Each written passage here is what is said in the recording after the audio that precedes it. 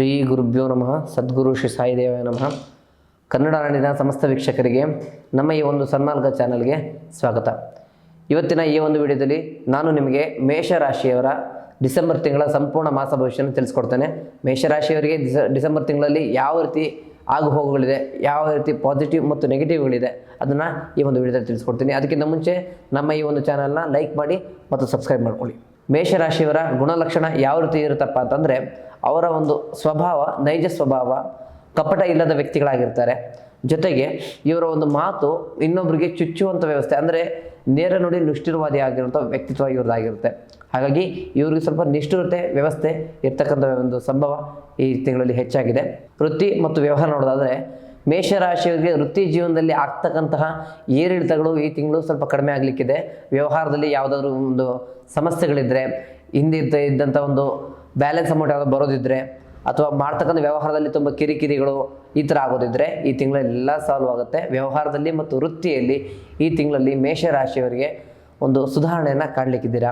ಎರಡನೇದಾಗಿ ಆರ್ಥಿಕ ವಿಚಾರದಲ್ಲಿ ಏನಪ್ಪ ಅಂತಂದರೆ, ಕೊಟ್ಟಂಥ ಸಾಲ ಆಗ್ಬೋದು, ಒಂದು ಯಾವುದಾದ್ರು ಲೋನ್ ಅಪ್ಲೈ ಮಾಡಿದರೆ ಅಥವಾ ಯಾವುದಾದ್ರು ಅಮೌಂಟ್ ಬರೋದಿದ್ದರೆ ಈ ತಿಂಗಳಲ್ಲಿ ಬಹಳ ಸುಧಾರಣೆ ರೀತಿಯಲ್ಲಿ ಹಣಕಾಸು ಬರುವಂಥದ್ದು, ನಿಮ್ಮ ಒಂದು ಕಷ್ಟ ಕಾರ್ಪಣ್ಯಗಳಿಗೆ ಆ ಒಂದು ಹಣ ಒಂದು ವ್ಯವಸ್ಥಿತವಾಗಿ ಒಂದು ಉಪಯೋಗ ಆಗ್ತಕ್ಕಂಥ ವ್ಯವಸ್ಥೆಗಳಿದೆ. ಮತ್ತು ಯಾವುದೇ ರೀತಿ ಹೂಡಿಕೆಗಳನ್ನ ಈ ತಿಂಗಳು ನೀವು ಮಾಡೋದು ಬೇಡ ಅಂತ ಹೇಳಿ ಬಯಸ್ತೇನೆ. ಮೂಲ ಅರ್ಥ ಏನಪ್ಪ ಅಂತಂದರೆ, ಹೂಡಿಕೆ ಅನ್ನೋದು ಈ ತಿಂಗಳಲ್ಲಿ ನಿಮಗೆ ಲಾಭ ತರತಕ್ಕಂಥ ವ್ಯವಸ್ಥೆ ಇರೋದಿಲ್ಲ. ಹಾಗಾಗಿ ಆರ್ಥಿಕ ವಿಚಾರದಲ್ಲಿ ಯಾವುದೇ ರೀತಿ ಹೂಡಿಕೆಗಳನ್ನ ಮಾಡ್ಲಿಕ್ಕೆ ಹೋಗ್ಬೇಡಿ ಮತ್ತು ಯಾರಿಗೂ ಕೂಡ ಸಾಲ ಕೊಡ್ಲಿಕ್ಕೆ ಹೋಗಬೇಡಿ. ನಂತರ ಪ್ರೀತಿ ಮತ್ತು ಕುಟುಂಬದ ವಿಚಾರದಲ್ಲಿ ಗಂಡ ಹೆಂಡತಿ ಅಥವಾ ಪ್ರೀತಿಸರ ವ್ಯಕ್ತಿಗಳ ನಡುವೆ ಅಥವಾ ಕುಟುಂಬದಲ್ಲಿ ಏನಪ್ಪ ವಿಚಾರ ಅಂತಂದರೆ, ಸಾಮರಸ್ಯ ಹೆಚ್ಚಾಗುತ್ತೆ. ಇರ್ತಕ್ಕಂಥ ಒಂದು ಕುಟುಂಬದ ವ್ಯಕ್ತಿಗಳಲ್ಲಿ ಪ್ರೀತಿ, ಪ್ರೇಮ, ವಿಶ್ವಾಸ ಹೆಚ್ಚಾಗುತ್ತೆ. ಮನೆಯಲ್ಲಿ ಶುಭ ಕಾರ್ಯಗಳು ಆರಂಭ ಆಗಲಿಕ್ಕೆ ವ್ಯವಸ್ಥೆ ಆಗುತ್ತೆ.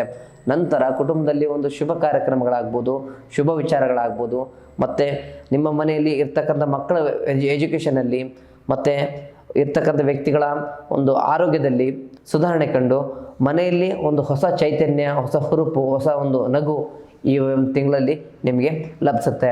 ನಂತರ ಆರೋಗ್ಯದ ವಿಚಾರ ನೋಡಬೇಕು ಅಂತಂದರೆ, ಆರೋಗ್ಯದಲ್ಲಿ ಇರ್ತಕ್ಕಂಥ ವಿಚಾರ ಏನಪ್ಪ ಅಂತಂದರೆ, ಮುಖ್ಯವಾಗಿ ಮನೆಯಲ್ಲಿ ಇರ್ತಕ್ಕಂಥ ದೊಡ್ಡವರು ಅಂತಂದರೆ ನಿಮ್ಮ ತಂದೆ ತಾಯಿ ಆಗ್ಬೋದು, ಅಜ್ಜಿ ಆಗ್ಬೋದು, ವಯಸ್ಸಾದ ವ್ಯಕ್ತಿಗಳು ಯಾರಿರ್ತಾರೆ ಅವರಿಗೆ ಈ ತಿಂಗಳು ಆರೋಗ್ಯದಲ್ಲಿ ಸಮಸ್ಯೆ ಇದೆ ಅಥವಾ ಪದೇ ಹಾಸ್ಪಿಟ್ಲ್ ಹೋಗ್ತಾ ಇರ್ತೀರ ಅನ್ನೋದಾದರೆ ಈ ತಿಂಗಳಲ್ಲಿ ಸುಧಾರಣೆ ಕಾಣುತ್ತೆ.